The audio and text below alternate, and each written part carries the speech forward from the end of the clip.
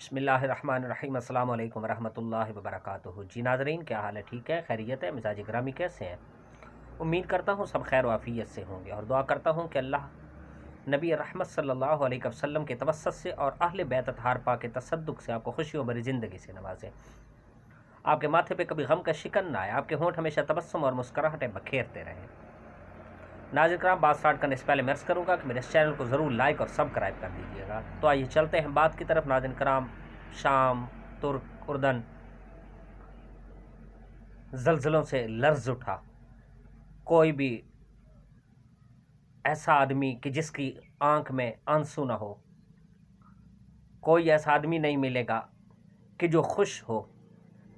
پریشانی مصیبت میں ہے، مصائب و آلام کی گھڑی میں ہے، انشاءاللہ العزیز ہم سب ان کے شانہ بشانہ ہیں۔ دیکھیں، 1 منٹ کا زلزلہ، 1 منٹ کی لرزاہٹ، 1 منٹ کی کپ کپاہٹ، 1 منٹ کا حرکت کرنا، 1 منٹ کا جھٹکا ان کو بھائیوں سے جدا کر گیا، بہنوں سے جدا کر گیا، ماؤں کو اپنے لاڈلوں، اپنے راج دلاروں، اپنے سہاروں سے، اپنے دل کے سہاروں سے، چین سے، قرار سے جدا کر گیا۔ باپ جو ہیں، ان کے اپنے جو بازو ہیں، ان کے جو بیٹے ہیں، وہ دور جا چکے ہیں۔ ان کے غم، ان کے آنسو کون پوچھنے والا ہے؟ جتنا بھی ہم کرتے ہیں، جتنی کوشش کرتے ہیں، اپنے تئیں کرتے ہیں، لیکن حقیقی وحد، حقیقی کارساز اللہ کریم کی ذات ہے۔ حقیقی مدد اللہ ہی کی طرف سے ہوتی ہے۔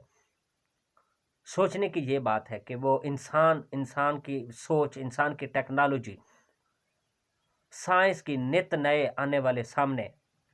ان کے حقائق، ان کے کارنامے جتنے بھی اوج ثریا تک پہنچ جائیں، لیکن ان آفات و بلیجات کا راستہ نہیں موڑ سکتے۔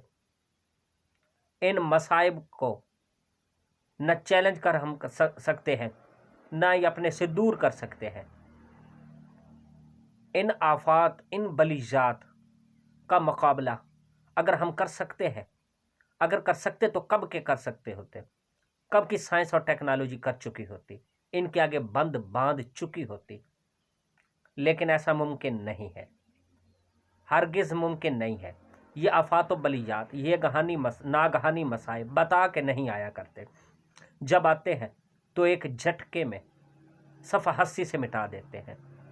پل دو پل میں پیاروں کو پیاروں سے جدا کر دیتے ہیں، ماؤں کو بیٹوں سے جدا کر دیتے ہیں، بہنوں کو بھائیوں سے جدا کر دیتے ہیں، باپ کو اپنے شہزادوں سے جدا کر دیتے ہیں، اپنے بازوں سے جدا کر دیتے ہیں۔ دیکھیں، 1 منٹ کا یہ جھٹکا اتنی دوریاں، اتنی جدائیاں، اتنا افتراق، اتنی جو ہے نا ایک قسم کی جدائیاں پیدا کر دیتا ہے کہ ہم کہتے بھی نہیں کہہ سکتے، ہم سمجھتے بھی نہیں سمجھ سکتے۔ عقل سے بالاتر ہے یہ باتیں،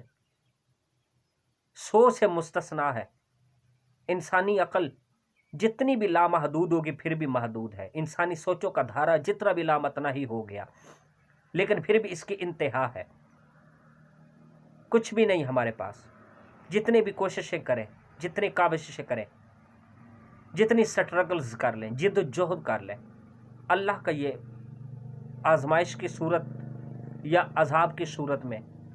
اللہ کی قدرت کا یہ عظیم جو اللہ کی طرف سے آنے والا یہ واقعہ، یہ اشارہ ہمیں تنبیہ کرتا ہے، ہمیں انفارم کرتا ہے کہ اللہ ہے، اللہ واحد ہے، اللہ اتنا عظیم ہے، اتنا اللہ قدرت والا ہے، اللہ اتنی شان والا ہے کہ وہ چاہے پل دو پل میں جو کچھ بھی کر دے، اس کے آگے کوئی چیز مشکل نہیں ہے۔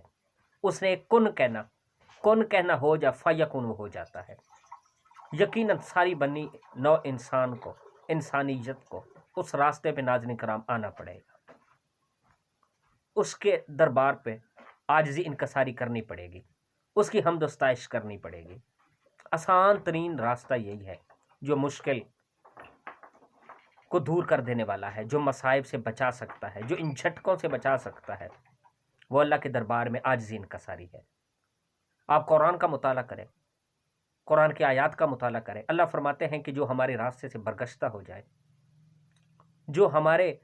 نافرمان بن جائے، جو ہمارے سرکش ہو جائے، جو ہم سے دور بھاگیں، جس کے ذکر سے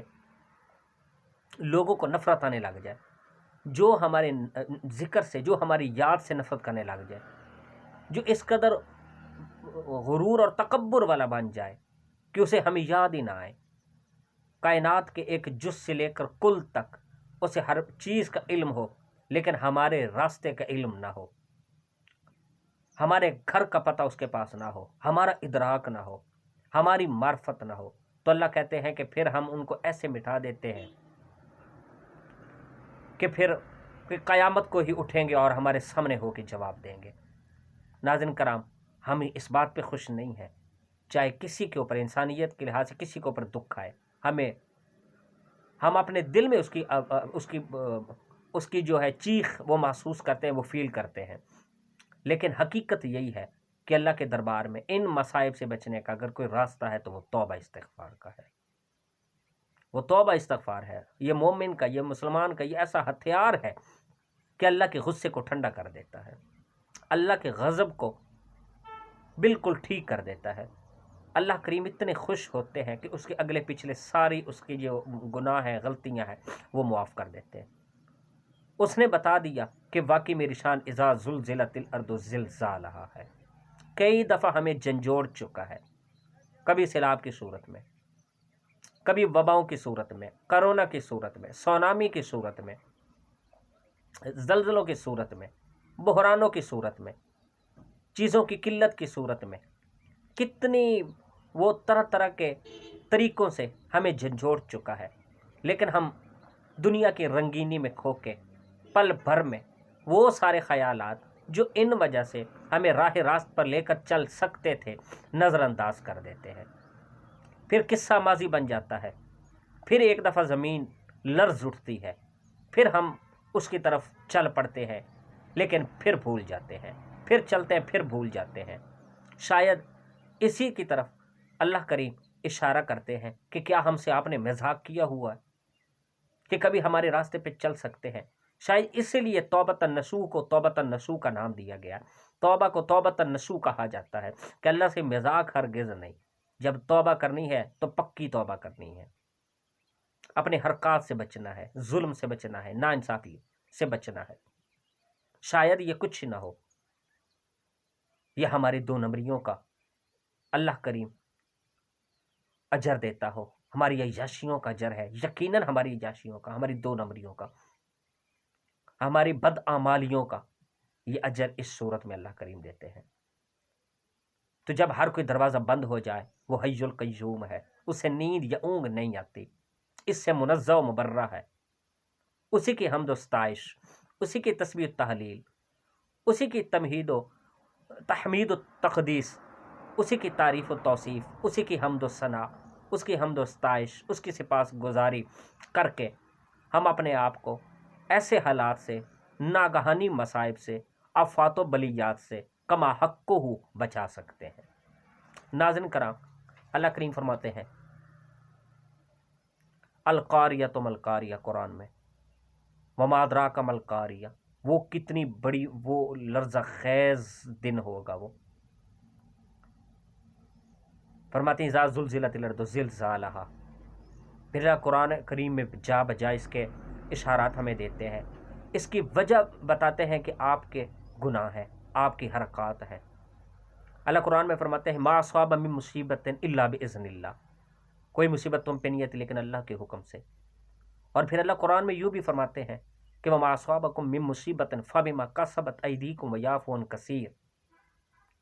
کہ تم پہ جو بھی مصائب و علام آئے وہی ہیں جو تمہارے ہاتھوں نے کمائے، ویعفو عن کثیر، بہت کوئی تو ہم معاف کر دینے والے ہیں، بہت کوئی تو معاف کر دیتے ہیں۔ سب کچھ تباہ و برباد ہو جائے گا، سب کچھ چلا جائے گا، اگر رہنی ہے تو اللہ کریم کی ذات رہنی ہے، اللہ کریم کا نام رہنا ہے، اللہ کریم کی شان اور اس کے فضائل رہ جانے ہیں، اللہ کریم کا وجود ہی رہ جائے گا۔ ہاں، ہم ان سے بچ سکتے ہیں تو وہ توبۃ النصوح سے بچ سکتے ہیں۔ تو آئیے اللہ کے دربار گہر بار میں دعا کرتے ہیں، استدعا کرتے ہیں کہ اللہ، ہم نہ تیری آزمائش کے متحمل ہیں، نہ تیرے عذاب کے متحمل ہیں، ہم میں کچھ بھی نہیں ہے، ہمارا دامن، ہم کمزور ہیں، ہم شکستہ دل ہیں، ہم پہلے سے ڈپریسڈ ہیں، طرح طرح کے مصائب کا شکار ہے۔ اللہ ہم میں طاقت نہیں ہے، اتنی جرت نہیں ہے، نہ مقابلہ کر سکتے ہیں